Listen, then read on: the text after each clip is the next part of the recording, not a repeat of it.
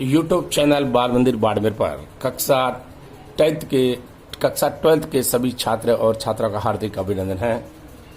उच्चिष्ट एवं निम्निष्ट के गुण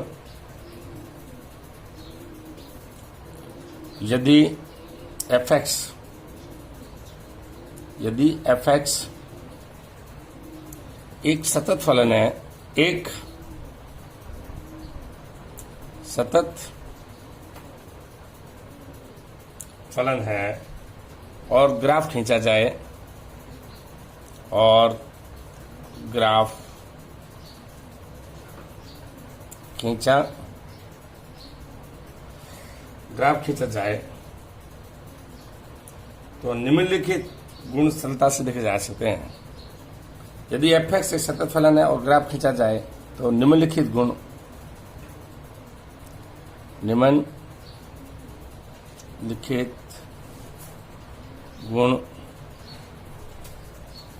देखे जा सकते हैं। ऐसे देखो आप, फर्स्ट fx के दो समान माध्यम fx के दो समान मानों के मध्य fx के दो समान मानों के मध्य कम से कम एक उच्चिष्ट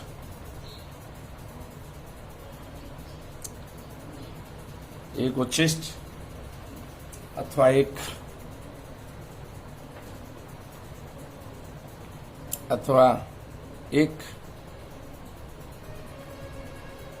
निम्निष्ट होना चाहिए।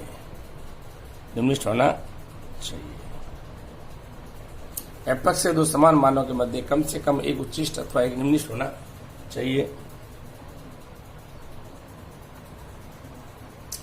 उच्चिष्ट और निम्निष्ट एकांतर क्रम में आते हैं।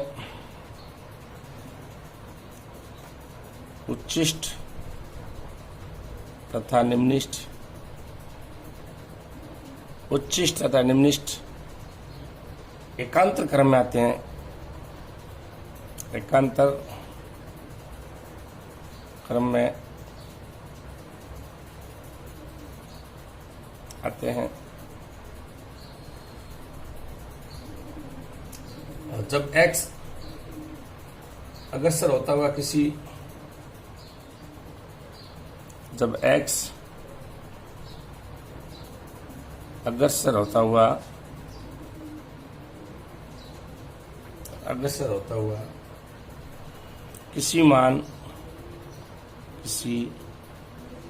मान ए से गुजरता है तो dy dx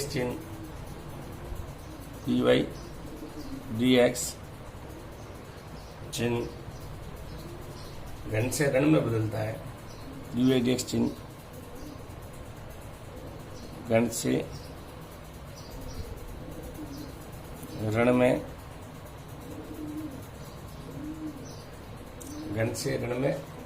बदलता है। तो x बराबर a पर फलन उच्चिष्ट होता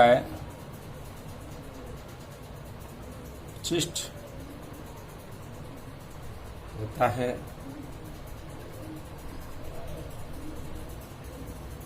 इसके विपरीत यदि dy dx का चिन्ह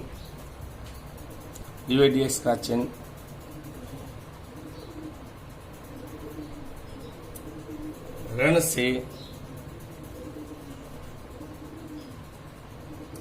से धन में बदलता है। ऋण से बदलता है तो x बराबर a पर फलन निम्नलिखित होता है। निम्नलिखित होता है जब x अग्रसर होता हुआ किसी मान a से गुजरता है तो dy dx का चिन्ह धन से अगर ऋण में बदलता है, धन से ऋण में बदलता है तो x बराबर a पर फलन उच्चिष्ट होता है। इसके विपरीत यदि dy dx का चिन्ह ऋण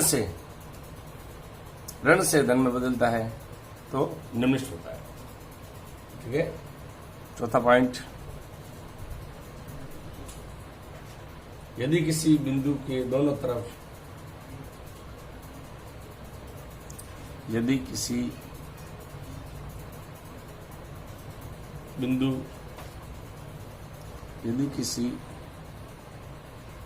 के दोनों तरफ dy dx का चिन्ह dy dx का चिन्ह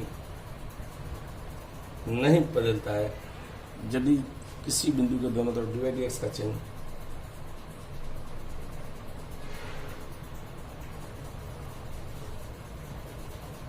नहीं बदलता है तो वह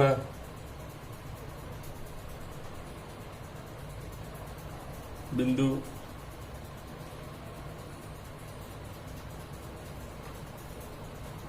न उच्चिष्ट होगा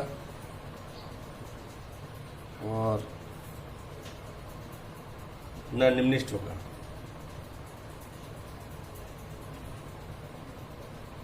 नहीं उच्चिष्ट और नहीं निम्नलिखित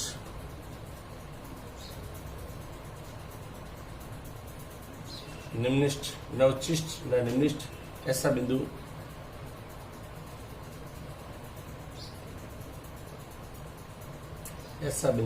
नति परिवर्तन बिंदु कहलाता है। ऐसा बिंदु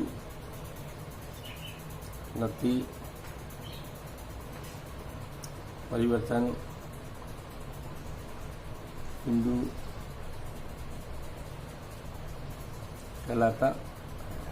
पॉइंट 5, उच्चिष्ट से निम्नलिखित बिंदु पर dy dx 0 होने से उच्चिष्ट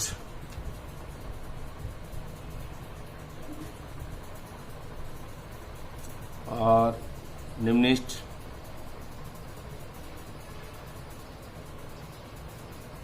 उच्चिष्ट एवं निम्नलिखित बिंदु पर dy dx बराबर 0 होने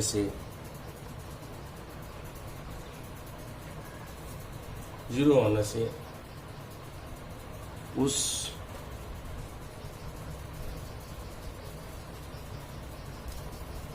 बिंदु पर स्पर्श रेखा x अक्ष से समांतर होती है। स्पर्श रेखा x अक्ष के समांतर x अक्ष के समांतर होती है। यदि किसी बिंदु के दोनों तरफ dy dx का चिन्ह नहीं बदलता है तो वह बिंदु उच्चिष्ट होगा। यदि किसी बिंदु के दोनों तरफ dy dx का चिन्ह नहीं बदलता तो वह बिंदु न उच्चिष्ट होगा और नहीं निम्नलिखित होगा। ऐसा बिंदु नति परिवर्तन बिंदु कहलाता है। उच्चिष्ट और निम्नलिखित बिंदु पर dy dx 0 होने से उस बिंदु पर स्पर्श रेखा x अक्ष के समांतर होती है। उच्चिष्ट और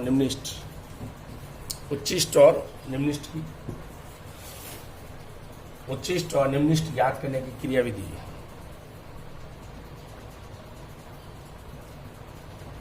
उच्चिष्ट तथा निम्नलिखित उच्चिष्ट तथा निम्निष्ट याद करने की क्रिया विधि। उच्चिष्ट और निम्निष्ट ज्ञात करने की क्रिया विधि। देखो आप, उच्चिष्ट और निम्निष्ट ज्ञात करने की क्रिया विधि। सबसे पहले दिए गए फलन का दिए गए फलन y बराबर fx से रूप में y बराबर fx के रूप में लिखकर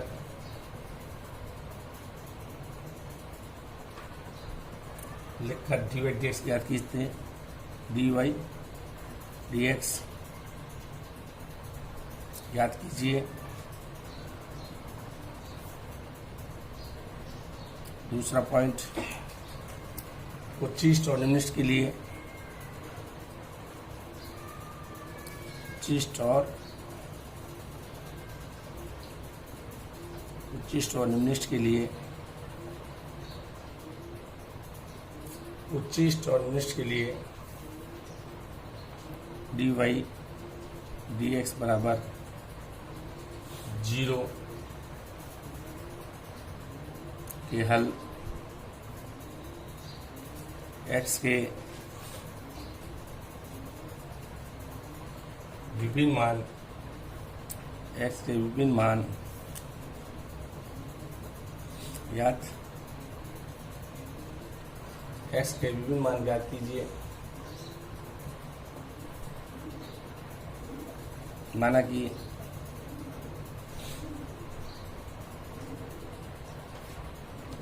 विभिन्न मान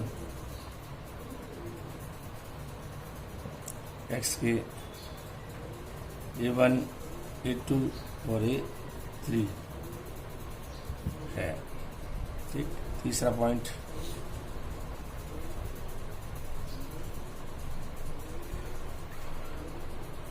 डबल डेरिवेटिव x के सापेक्ष अवकलज डबल कोटि का अवकलज ज्ञात कीजिए।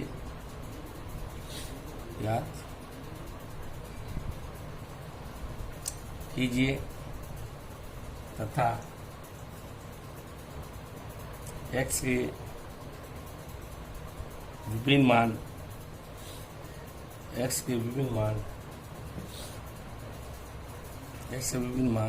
a1 a2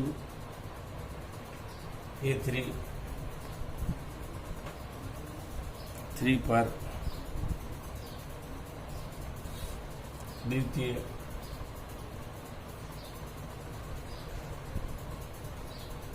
अवकलज के मान याद कीजिए। डबल डेरिवेटिव का अवकलज याद कीजिए। फिर x के विभिन्न मान a1 a2 और द्वितीय अवकलज का मान याद कीजिए। चौथा पॉइंट, यदि x बराबर a1 पर डबल डेरिवेटिव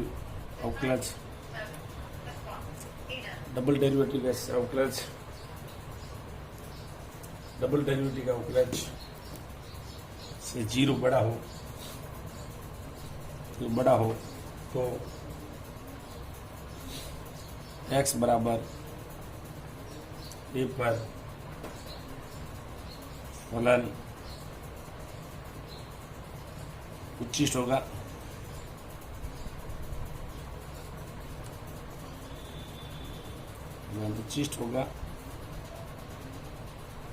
तथा x बराबर a1 पर डबल डेरिवेटिव का अवकलज स्वयं 0 से बड़ा हो तो फलन निम्निष्ट होगा।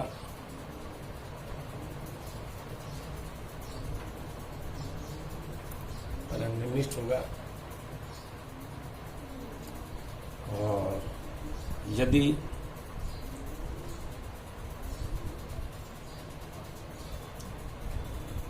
डबल डेरिवेटिव का अवकलज बराबर शून्य होने की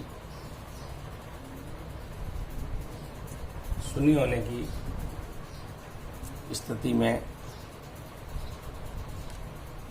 आगे अवकलज करते हैं। आगे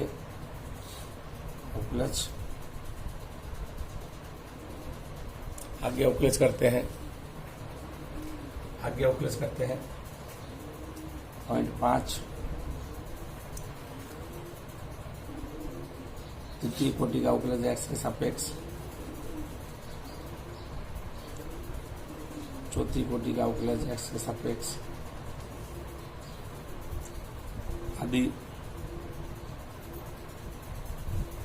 आदि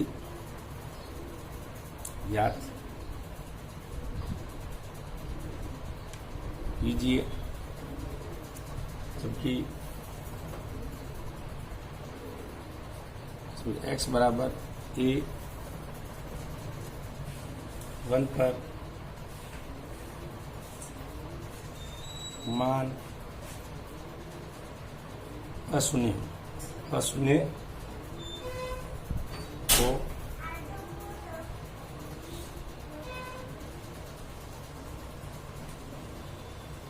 ठीक। वापस रिपीट। उच्चिष्ट तथा निम्निष्ट ज्ञात करने की विधि। दिए गए फलन को सबसे पहले y बराबर f रूप में लिखकर उसका dy dx ज्ञात करते हैं। उच्चिष्ट और निम्निष्ट ज्ञात करने के लिए dy dx को 0 के बराबर करते हैं।